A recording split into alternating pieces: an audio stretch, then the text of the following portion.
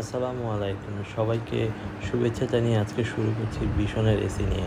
আমরা অনেকে ভীষণের এসি কিনেছি যাদের 1 টন 1.5 টন বা 2.5 টন 2 টনও থাকে। তো অনেকেরই নতুন এসির মধ্যে একটা কনফিউশন থাকে যে জালিটা কোথায়, যেটাকে আমরা নেট হিসাবে জানি।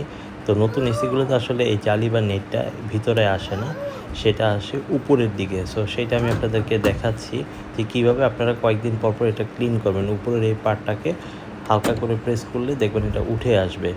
এটাকে খুলে সুন্দর করে পরিষ্কার করে আবার সেট করে দিবেন, তাহলে সুন্দর ঠান্ডা বাতাস বের হবে।